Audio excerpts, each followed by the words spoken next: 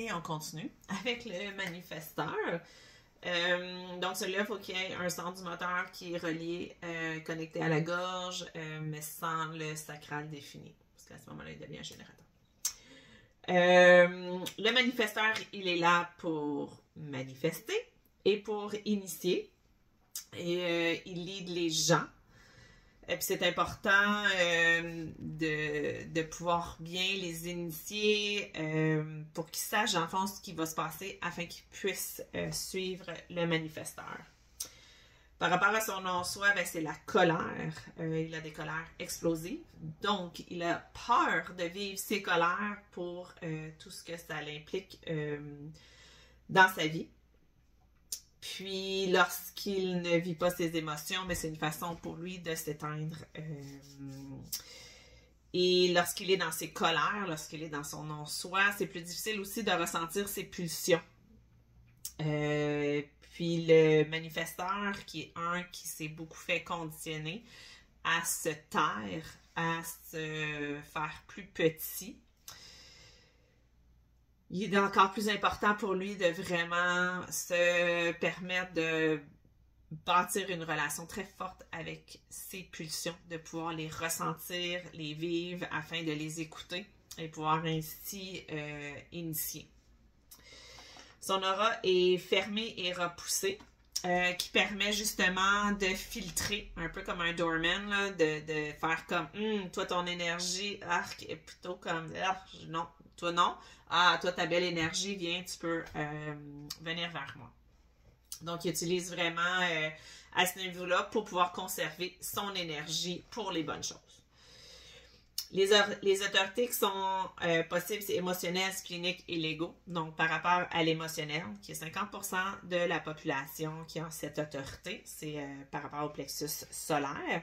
Le timing est vraiment essentiel et de pouvoir faire vivre la vague émotionnelle. Par rapport aux pulsions du manifesteur, ils seront toujours présents. C'est important de laisser la vague des émotions pouvoir donner plus d'informations et ainsi pouvoir valider avec ces nouvelles notions-là afin de vraiment bien comprendre. Puis par rapport à l'émotionnel, donc c'est de faire la règle de 3. C'est que se poser dans un lapsus de 24 heures, par exemple, 3 fois la question et de voir comment qu'on se sent en posant la question, comment qu'on se sent en pensant à l'opportunité. Donc, par exemple, si 2 fois ça nous dit oui et 1 fois non, ben c'est un oui. On peut aussi utiliser en backup les autres autorités, par exemple le sacral, pour valider là, avec la vague émotionnelle, si on a eu 2 oui et 1 non, et le sacral dit aussi oui, donc à ce moment-là, ça nous confirme. Pour le splénique, c'est dans le ici et le maintenant, donc c'est vraiment d'écouter son intuition. Puis, dans le cas d'un manifesteur, pour manifester et initier, qu'est-ce qui est important en tant que splénique, c'est de devenir un narrateur de sa vie afin de pouvoir informer plus facilement les autres à travers son intuition qui permet aux autres de pouvoir le suivre. Pour l'ego, dans le cas du manifesteur, mais c'est encore une fois, l'ego, c'est de se choisir en premier, de pouvoir, à travers le choix personnel, ça l'influence aussi les autres à se choisir de plus en plus et à pouvoir s'élever et se respecter là, en voyant que le manifesteur à l'ego se choisit et se rend, dans le fond, à faire les choix par rapport à sa propre satisfaction. Le centre moteur connecté à la gorge, qui signifie qu'il matérialise, qu'il manifeste, d'où son nom, le manifesteur, c'est vraiment son but ultime. Il a une prestance générale lorsqu'il parle avec sa gorge définie. Il y a vraiment tout l'impact à travers sa voix qui permet de manifester. Mais si un manifesteur n'est pas aligné ou il vit dans ses peurs, bien entendu, il aura peur de parler et à ce moment-là, il ne pourra pas utiliser son grand pouvoir ou sa grande force qui est de parler.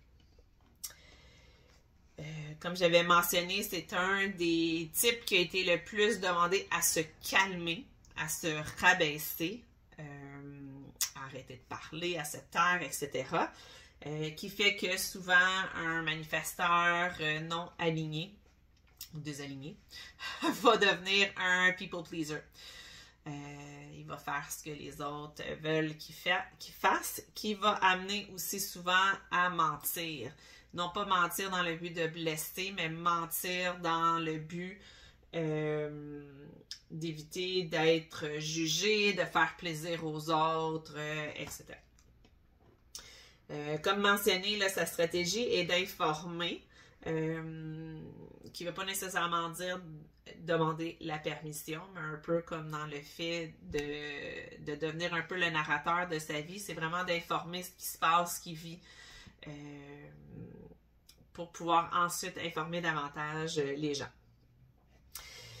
Le manifesteur, il doit faire attention à son horaire, donc de ne pas surcharger son horaire parce qu'il a besoin de temps de qualité seul et interrompu pour justement se connecter à ses pulsions, se connecter à son corps et pouvoir les entendre. Vu que l'énergie du manifesteur vient en vague, tel que mentionné, c'est difficile pour lui de faire un 40 heures annuellement. Parce qu'il va avoir des moments d'énergie plus intenses. Par exemple, c'est vraiment dans un mode créatif, il va aller de l'avant, puis il va pouvoir travailler 60 heures sans problème. Pendant un laps de temps, lorsque ça sera terminé, là, il va avoir besoin de prendre du recul, prendre du temps pour soi et se reposer. Mes notes sont finies, donc j'ai fait le tour.